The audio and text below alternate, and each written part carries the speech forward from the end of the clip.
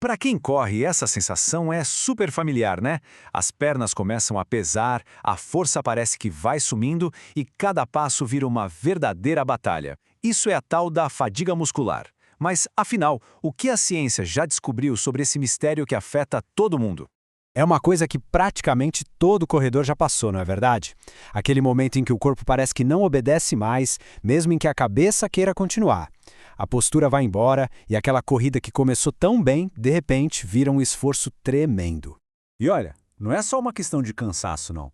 É um processo bem mais complexo, super dinâmico, que acontece lá no nosso sistema neuromuscular. A gente vai mergulhar fundo para entender essa força invisível que, no fim das contas, limita o desempenho. E isso é que é o mais fascinante. Mesmo depois de mais de um século de pesquisas, a fadiga muscular ainda tem muitos segredos. Isso faz dela um verdadeiro quebra-cabeça para os cientistas e, claro, o tema perfeito para a nossa investigação de hoje. Bom, para resolver qualquer mistério, a gente precisa de um lugar para juntar as evidências, certo? Para os cientistas da biomecânica, esse lugar é o laboratório. Vamos dar uma olhada em como eles preparam o cenário para estudar a fadiga. E por que uma esteira? Pode parecer simples, mas ela é a chave de tudo, porque oferece um ambiente 100% controlado. A velocidade é sempre a mesma, a inclinação é exata e não tem vento ou outras coisas do ambiente para atrapalhar. Isso garante que os dados sejam padronizados, o que é fundamental para uma boa investigação. O que é bem legal aqui é o kit de ferramentas do detetive da biomecânica. Nesse ambiente controlado da esteira, eles usam principalmente duas coisas para coletar as pistas: a eletromiografia, que serve para ouvir os músculos, e a cinemática, para observar o movimento. Vamos começar pela primeira pista. Uma que é totalmente invisível a olho nu. Vamos mergulhar nos sinais elétricos que os nossos músculos produzem e ver o que eles têm para nos contar sobre a fadiga. A eletromiografia, ou EMG, é basicamente uma forma de escutar a conversa elétrica dos músculos. Uns sensores na pele captam os sinais que o músculo gera e isso nos dá uma janela direta para entender o que está acontecendo lá dentro, sem precisar de nada invasivo. E aqui a gente vê a principal descoberta de forma bem clara. Quando um músculo entra em fadiga, a assinatura elétrica dele muda completamente. O sinal fica mais alto, ou seja, a amplitude aumenta, mas o tom dele fica mais baixo, quer dizer, a frequência do sinal diminui. É quase como se o músculo começasse a gritar, só que com uma voz mais grave. Então, o ponto principal é entender o porquê disso. Esse aumento de amplitude não é um sinal de fraqueza, muito pelo contrário. É uma estratégia de compensação do corpo. O sistema nervoso percebe que algumas unidades motoras estão cansadas e, para manter a força, ele chama reforços, recrutando novas unidades que estavam de reserva.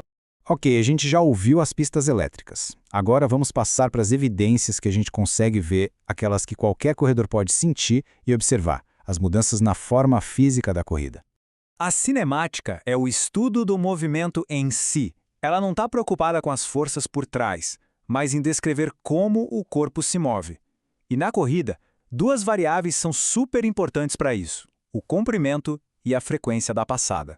A velocidade de um corredor é, no fundo, uma matemática simples desses dois fatores: a distância que se percorre em cada passo, que é a amplitude, e o número de passos por minuto, a frequência. Se mudar um deles, a velocidade muda junto. E aqui está a grande revelação da cinemática.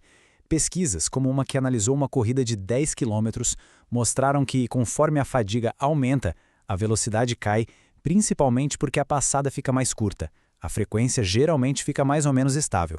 O corpo simplesmente não consegue mais se empurrar para frente com a mesma distância. É exatamente aquela sensação de pernas pesadas. Agora que a gente já tem as pistas elétricas e as físicas, a história ganha uma reviravolta bem interessante. O que será que acontece quando outra atividade, como o ciclismo, entra na jogada antes da corrida? O triatlo é um desafio único. A corrida não começa com o corpo zerado, mas sim com uma pré-fadiga do ciclismo. Isso faz a gente se perguntar: como essa atividade anterior muda a forma como a fadiga aparece na corrida? Preste atenção nesse número, 7%.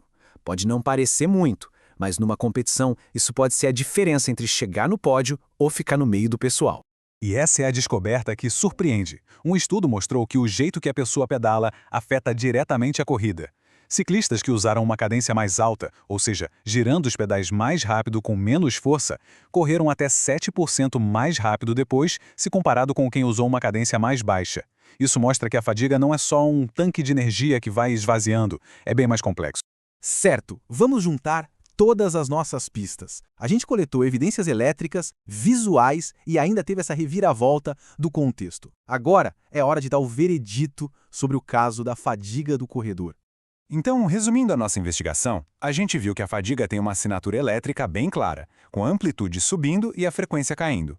Fisicamente, ela parece como uma passada mais curta. E o mais importante, ela não é um fenômeno isolado. O que se faz antes pode mudar completamente como ela se desenvolve.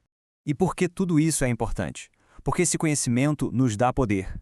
Ao entender os sinais de dentro e de fora do corpo, dá para ajustar o treino, tomar decisões melhores durante uma prova e, talvez o mais importante de tudo, reconhecer os sinais antes que eles virem uma lesão. E assim, a gente termina com uma pergunta para todo mundo pensar. A ciência nos dá as ferramentas para entender, mas a aplicação é no dia a dia. Na próxima corrida, vale a pena prestar atenção. O corpo está sempre mandando sinais. A diferença é que agora talvez fique um pouco mais fácil decodificar o que ele está tentando dizer.